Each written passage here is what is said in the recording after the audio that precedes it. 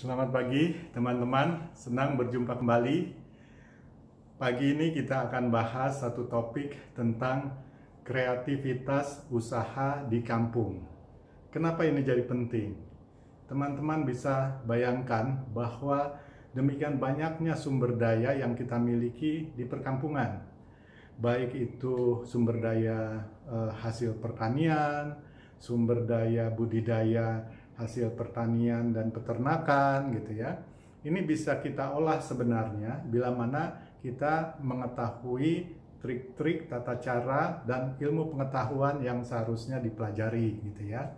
Nah, sehingga kita bisa membangun sumber daya pertanian atau perekonomian dari pedesaan. Itu potensi ekonomi ini sungguh luar biasa besar karena negara Indonesia negara yang cukup luas, penduduknya sangat banyak sehingga potensi konsumen untuk membeli produk-produk yang dipasarkan tentu sangat kuat. Namun demikian arah pembangunan yang harus kita orientasikan ke perkotaan kini seharusnya kita tujukan untuk wilayah-wilayah pedesaan atau perkampungan gitu ya. Nah, kenapa ini penting? Karena dengan tumbuhnya perekonomian secara merata di seluruh Indonesia akan membangkitkan ekonomi kita secara keseluruhan. Namun demikian perlu disiasati karena tentu saja pekerjaan atau bidang-bidang pekerjaan yang ada di pedesaan berbeda dengan yang ada di perkotaan. Ibaratnya urban society berbeda dengan countrywood atau countryman gitu ya. Nah, ini yang kita perlu berikan pemahaman kepada generasi-generasi muda kita. Namun demikian, kalau secara ekonomi, kawan-kawan saya yang sudah berbisnis di desa atau di kampung, mereka cukup makmur juga secara perekonomian, bahkan seringkali melebihi kawan-kawan kita yang bekerja di perkotaan, yang bekerja hanya sebagai pegawai gitu ya. Contoh, seorang kawan sekarang teman saya SMP itu tinggal di daerah Tapos.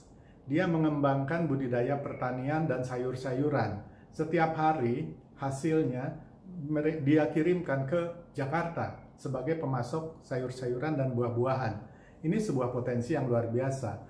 Saya pernah baca juga di dalam sebuah media, ada seorang bankers, masih muda gitu ya.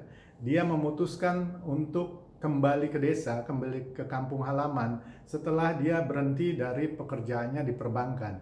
Dan dia menjadi petani di Lembang. Dan ternyata usaha pertaniannya kemudian karena ditekunin secara baik-baik, dia kelola dengan baik dan dia sekarang juga menjadi pemasok hasil pertanian ke beberapa supermarket yang ada di Bandung maupun di Jakarta gitu ya. Ini sebuah potensi yang luar biasa. Gitu. Seorang kawan lain berhenti kerja dari perusahaan PMA, penanaman modal asing gitu ya, yang luar biasa besar. Nah, kemudian kembali ke desanya, di sebuah desa di Jawa Tengah, di kampungnya. Dan dia berhasil, karena dia seorang insinyur, dia membangun pabrik triplex. Awalnya secara home industry, tapi lama-kelamaan dia bisa membangkitkan industrinya ini menjadi lebih besar. Sekarang dia memiliki 2 pabrik, luar biasa gitu ya. Ada keponakan saya dari sebuah universitas terkenal di Bandung. Dia kemudian belajar peternakan khususnya untuk kambing dan sapi. Dan kemudian dia menyewa lahan di daerah Garut. Dan di sanalah kemudian usahanya berkembang dan dilanjutkan setelah dia lulus dari kuliah, dari fakultas peternakannya. Luar biasa hasilnya, dia bisa membangun peternakannya, kemudian lambat laun dia bisa membuat restoran-restoran untuk menu makanan yang terdiri dari sate kambing maupun makanan olahan dari daging sapi gitu ya. Nah, secara sosial ekonomi mereka cukup baik gitu ya, dan mereka bisa juga, kawan saya beberapa diantaranya menyekolahkan anaknya kemudian di luar negeri. Mindset mereka bukan mindset pedesaan, bukan mindset orang kampung gitu ya, tapi mindset internasional, hanya tinggalnya di desa atau di kampung gitu ya. Jadi luar biasa. Yang terpenting buat kita adalah sumber ekonomi itu ada di mana-mana. Allah sudah menciptakannya di seluruh dunia, di seluruh belahan bumi. Yang terpenting kita harus yakin bagaimana untuk mendalaminya dan menjemputnya menjadi rezeki yang cukup berkah buat diri sendiri, buat keluarga, dan buat masyarakat. Karena kita mampu menciptakan lapangan kerja.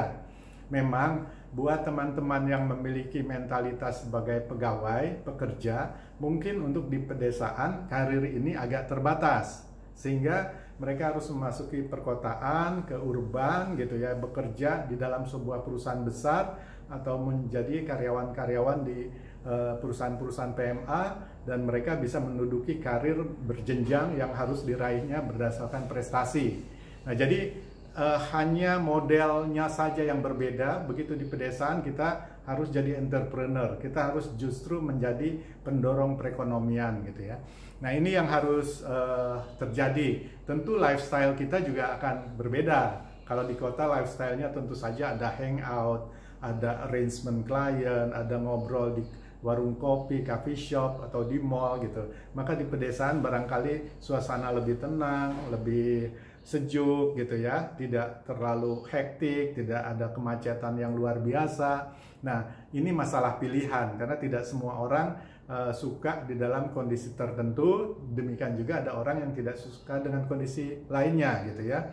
Nah, tetapi kalau soal sukses dan soal keberhasilan dimanapun kita bisa lakukan itu gitu ya. Hanya saja pesan saya, jangan lupa untuk terus-menerus mengasah mindset kita, akal, pikiran, emosi, spiritual kita untuk terus-menerus bisa mengantisipasi agar supaya bisa sukses atau bisa memberikan keberkahan dalam hidup ini gitu ya.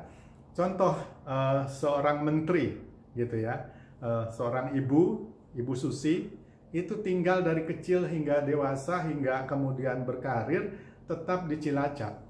Tapi keberhasilan perekonomiannya, pergaulannya luar biasa tingkat internasional. Berapa banyak orang yang mampu untuk sukses seperti Ibu Susi gitu. Namun demikian, bila mana mindset ini kita gunakan, tentu saja kita bisa berbakti dimanapun, dimana saja gitu ya. Banyak perusahaan-perusahaan besar yang sekarang telah tumbuh itu awalnya berbasis di daerah kok.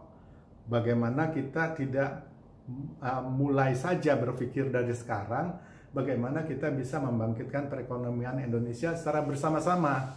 Karena Indonesia ini butuh banyak pengusaha-pengusaha, pengusaha kecil, pengusaha menengah, ataupun pengusaha besar. Ekonomi kita luar biasa, penduduk kita luar biasa, tinggal kreativitas usaha kita yang harus dibangkitkan. Nah, ini pesan dari saya agar supaya kita mulai mendidik generasi-generasi muda kita untuk memiliki mental entrepreneurship gitu ya, mental berusaha, menciptakan lapangan kerja, tidak hanya mencari pekerjaan. Demikian sharing pagi ini, semoga memberikan inspirasi kepada teman-teman. Jangan lupa selalu like, komen, share, dan subscribe. Sampai jumpa.